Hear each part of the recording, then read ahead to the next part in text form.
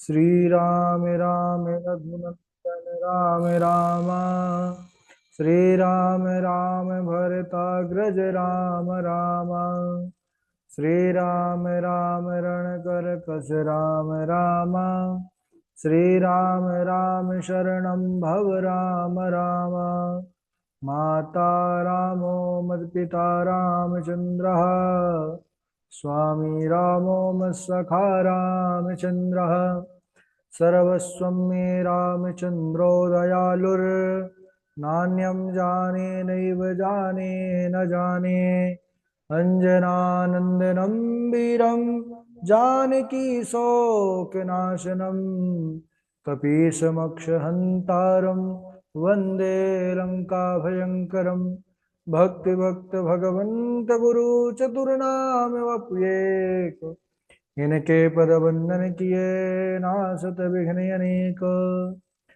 बोलिए श्री राघवेंद्र सरकार की जय। रामायण श्री राम कथा की जय। श्रीमद गोस्वामी तुलसीदास जी महाराज की जय। परम मंगलमय परात्पर अखिलेश्वर अचिंत कल्याण गुणगण निधान सर्वेश्वर सर्वाधिपति श्रेष्ठ आचरणवान प्रजा के सुखदाता आनंद कंद श्री रामचंद्र कौशल्या आनंद वर्धन अवध नरेंद्र नंदन श्री रघुनंदन विदेह वनस वै जयंती जनक नरेंद्र नंदनी भाषुति जगदीश्वरी माँ सुनैना की आंखों की पुतलिका विदेह जा जनकाधिराज तनया जनक राज किशोरी वैदेही मैथिली श्री राम प्राण वल्लभा श्री जानकी जय। इन दोनों युगल सरकार के पावन चरणारविंदों पर कोटि नमन नतमस्तक वंदन एवं अभिनंदन। तीनों मैया चारों भैयाओं के चरणों में कोटि कोटि प्रणति। अनंत बलवंत गुणवंत श्री हनुमान जी महाराज के पावन चरण कमलों पर कोटि कोटि प्रणाम। समस्त भूतादिक शीय राम मैं सब जग जानी करहूँ प्रणाम जोरी जुग पानी। हम सबका यह परम सौभाग्य कि श्री राम कथा सीखने का पावन विचार संकल्प लेकर के एक स्थान पर एक साथ जुड़कर इस पावन पुराण श्री राम कथा की तैयारी कर रहे हैं। पावन कथा श्री राम कथा की। और इस समय हम सब बड़े ही पावन चरित्र श्री भरत चरित्र पर बने हुए हैं। कल के दिवस पर चर्चा कर रहे थे कि श्री भरत जी महाराज प्रभु श्री राम जी के चरणों पर बैठे हैं। राम जी सारा निर्णय भरत जी पर ही छोड़ दिए और यह सत्य शपथ खा लिए कि अगर भरत जो कहेंगे मैं वही करूंगा। सभी सारा समाज भरत जी की ओर ताक रहा है कि भरत जी क्या कहने वाले हैं। लेकिन भरत जी तो प्रभु राघव के मन हैं। भरत जी वही करेंगे जो राम जी को प्रिय है। उन्होंने तो यही कहा कि प्रभु मैं आपको नहीं कह सकता कुछ, मैं तो आपका सेवक हूँ। सेवक स्वामी की आज्ञा से चलता है। जहां ले चलोगे वहीं मैं चलूंगा, जहां नाथ रख दोगे वहीं मैं रहूंगा। राजी हैं हम उसी में जिसमें तेरी रजा है। आप आज्ञा देंगे मैं उसको स्वीकार करूंगा। और भरत जी कह रहे हैं कि कैसी आज्ञा? सबसे बड़ी आज्ञा जो है सेवा अपने से श्रेष्ठ जनों की है कि उनकी आज्ञा का पालन करना। आज्ञा समना सुसाहिब सेवा सो प्रसाद जन पावई देवा। आज्ञाकारी जो होता है वह सबसे बड़ा सेवक होता है। श्री रामचंद्र जी अपने भ्राता भरत को अपने पास बिठा लेते हैं। दोनों प्रेम से मग्न हैं और कहने लगे कि जानहु तात तरन कुल रीति सत्य सिंधु पितु की रति प्रीति। राम जी कहते हैं कि भरत जी आप सूर्य वंश की परंपरा को बहुत अच्छे भली भांति से जानते हो। आप पिताजी के सत्य को भी जानते हो, उनकी कीर्ति को भी जानते हो। आप अपने धर्म को भी जानते हो, आप मेरे धर्म को भी जानते हो। इसीलिए मैं आपसे यही कहूंगा कि आप अपने धर्म का पालन कीजिए और मुझे अपने धर्म का पालन करवा दीजिए। भरत जी ने कहा भैया मैं धर्म अर्थ काम मोक्ष सब कुछ छोड़ करके आपके चरणों में आया हूँ। भाई प्रयागराज पहुंचे भरत जी ने तो यही तो कहा था कि मांगा था कि धर्म न अर्थ धर्म न काम रुचि, गति न चाहूं निर्माण, जन्म जन्म रति राम पद, यह वरदान नया। कि मुझे न धर्म चाहिए, न अर्थ चाहिए, न काम चाहिए, केवल मुझे राम चाहिए, राम जी की भक्ति चाहिए। तो अर्थ न धर्म न काम रुचि, गति न चाहो निर्वाण। प्रभु, मैं तो सब कुछ त्याग करके आपके चरणों में आया हूं। मैं केवल इतना जानता हूं कि आप की सेवा करना मेरे जीवन के अंतिम श्वास तक मेरा धर्म है। राम जी कहने लगे कि ठीक है भरत, मैं तुमसे एक बात कहना चाहता हूं, कहूं? भरत बोले, हाँ भैया आज्ञा करिए।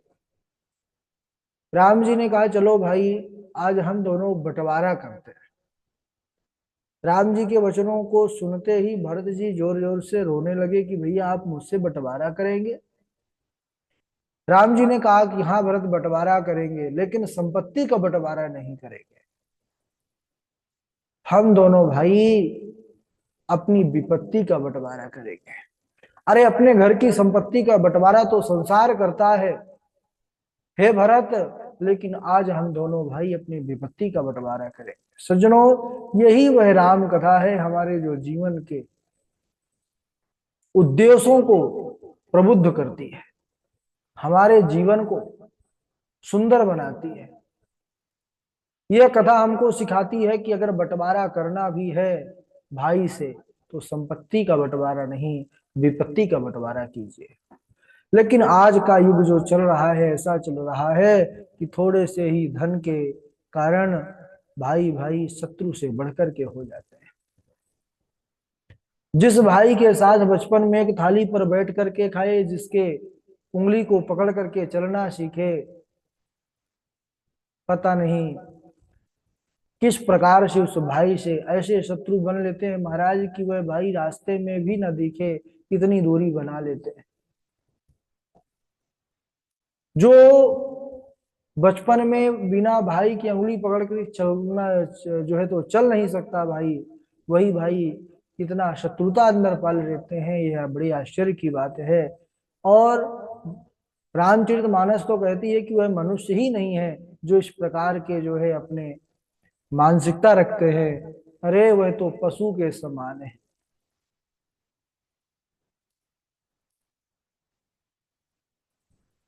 भाई, एक भाई अलग हो गया तो दूसरा भाई उससे कहता है कि ठीक है तुम अलग तो हो रहे हो, लेकिन जब जब याद आएगी तब तब तुमको कष्ट होगा। अरे जब जब याद आई भाई के दुलार तोहरा, तब तब काटे धाई अंगना दुआर तोहरा। और सज्जनों,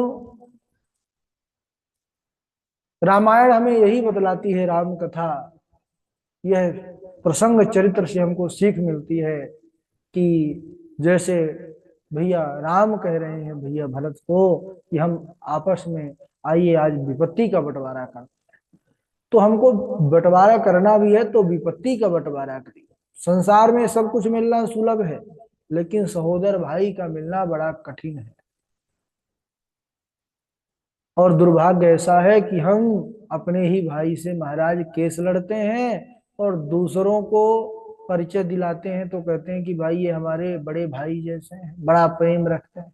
लेकिन ध्यान दीजिएगा, भगवान ना करे कोई घटना घटे, लेकिन अगर कुछ घटना न होनी हो जाती है, कोई चला जाता है ना, तो जो भाई जैसे हैं वो मुंडन नहीं करवाते हैं, वो तो भले ही शत्रु ही क्यों ना हो, भाई वही मुंडन करवाता है। तो राम कथा बतलाती है कि अपने संबंधों को बचा करके रखिए। यह संबंध जो है बड़े शुद्ध हैं, इसको शुद्धता के साथ ही बड़े शाश्वत तरीके से निभाइए। राम जी बोले, भरत 14 वर्ष में वन में रहूंगा और 14 वर्ष तुम अयोध्या में जाकर के रहोगे। भरत जी राम जी के चरणों को पकड़ लिए बोले आपकी आज्ञा सिरोधारी है नाथ, लेकिन मेरी भी एक निवेदन है कि हम आपके लिए अभिषेक की सामग्री साथ लाए हैं, तो हम आपका अभिषेक करना चाहते हैं इसी वन में। राम जी बोले नहीं भरत, मैं अभी वनवास में हूँ, इसलिए मैं राज्य को अभी स्वीकार नहीं कर सकता, लेकिन तुमने जितनी भी सामग्रियां लाई हैं अत्रि मुनि के कहने पर, जहां वह कहें उनको ले जा करके उस जगह पर सुरक्षित कर दो।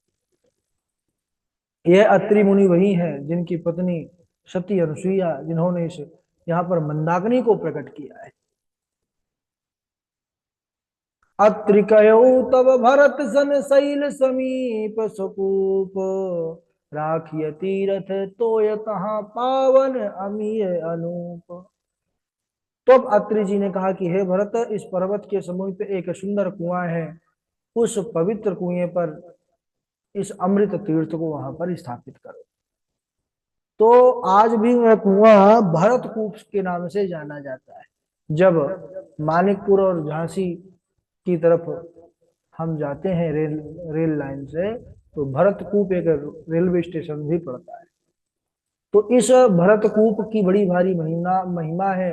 यहाँ पर जो आते हैं उनके समस्त पाप हरण हो जाते हैं। इधर चित्रकूट में तीसरा दरबार प्रारंभ हुआ है। अब निर्णय हो गया कि भरत जी चित्रकूट से अयोध्या को जाएंगे। सभी लोग राम जी के पास आए। अब उन लोगों को विदा चाहिए। राम जी सोच रहे हैं कि आज की यात्रा के लिए शुभ मुहूर्त है और आज ही इन लोगों को चला जाना चाहिए, लेकिन अपने से कह नहीं सकते कि भाई आप लोग जाइए। भरत जी भगवान की ओर देखे तो समझ गए कि प्रभु चाहते हैं कि अब हमको जाना चाहिए। तब भरत जी महाराज दंडवत प्रणाम किए, उनके चरणों में प्रणाम करके कहने लगे कि हे नाथ, आपने मेरी समस्त इच्छाओं को पूर्ण किया है। मेरे कारण सभी ने बड़ा दुख सहा, आपने भी बहुत प्रकार से कष्ट को सहा। अब मुझे आज्ञा दीजिए कि मैं जाकर अवधि भर अवध का सेवन करूं। अवधि भर यानी जब तक आप नहीं आ रहे हैं, और राजा बन करके नहीं, मैं तो सेवक बन करके ही रहूंगा। और प्रभु एक बात और मैं कहना चाहता हूं यहाँ पर पूरी सभा के सामने, 14 वर्ष की जो अवधि आपने तय की है, अगर इस 14 वर्ष की पूर्ति होने पर अगर आपने एक भी दिन की देरी किया आने में, तो मैं अग्नि में प्रवेश कर जाऊंगा, जलती चिता पर कूद करके आत्मोत्सर्ग कर लूंगा। राम जी भरत जी को हृदय से लगा लिए, भरत ऐसा मत बोलो, मैं तुमसे यह वचन देता हूं तुमको कि मेरे आने में एक भी दिन की देरी नहीं होगी। अब यहां पर भगवान राघव लाल जो अनेक प्रकार से भरत जी को समझाए हैं कि पिता की आज्ञा का पालन करना ही दोनों भाइयों का धर्म है। मैं वन में रह करके उनकी आज्ञा का पालन करूं और तुम अयोध्या में रह करके उनकी आज्ञा का पालन करो। पिता धर्म पिता कर्म पितेव परमागति, पितरि प्रीति मां पन्ये प्रियंते मां सर्वदा। क्योंकि पिता की आज्ञा पालन से ही लोक और परलोक सुधरता है। राम जी ने भरत जी को राजधर्म का सारथी समझा, परंतु बिना आधार के मन में संतोष ना हुआ, शांति ना हुई। भरत जी जाने से पहले, विदा लेने से पहले कुछ चिन्ह चाहते हैं, भगवान का कुछ आधार चाहते हैं। अपने 14 वर्ष किस प्रकार रहे उसका कुछ आधार होना चाहिए। भरत जी को देने के लिए राम जी ने अपने आप को ही मानो पादुका के रूप में परिवर्तित करके उन्होंने अपनी चरण पादुका दिया भरत जी को। प्रभु करि कृपा पावरी दीन्ही, सादर भरत शीश धर लीन्ही। भरत मुदित अवलंब लहे ते, हस सुख जस सिय राम रहे थे। प्रभु ने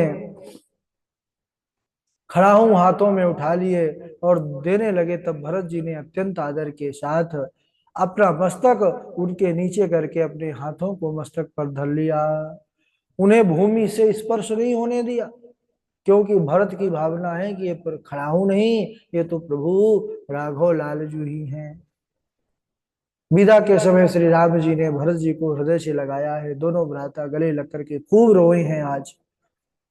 और जिसने इस दृश्य को, इस भावुक पल को देखा है, उसके आंखों से आंसू की धारा चली है।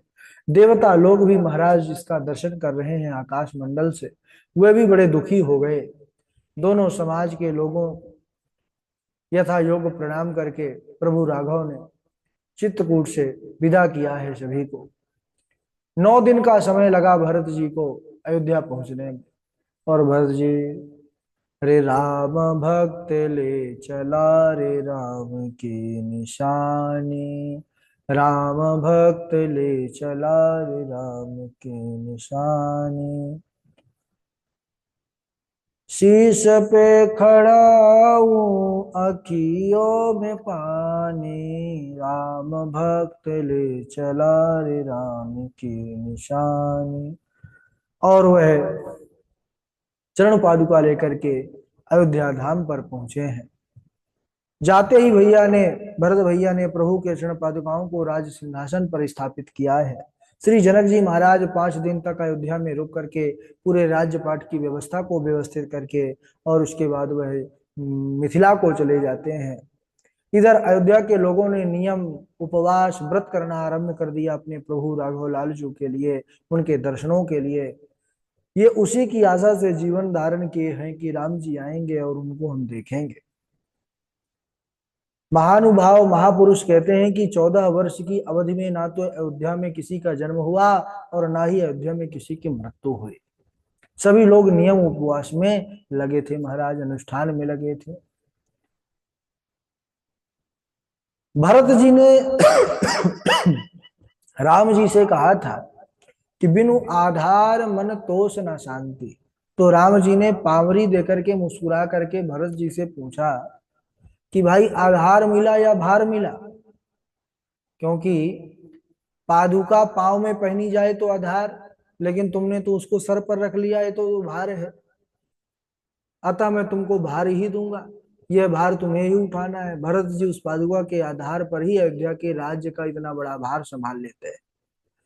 भारत का यह कार्य मानो यही स्पष्ट करता है कि व्यक्ति अभिमान शून्य होकर के यह अनुभव करे कि हमें जो भार मिला है उसे उठाने की शक्ति, क्षमता, योग्यता भगवान ही प्रदान करते हैं।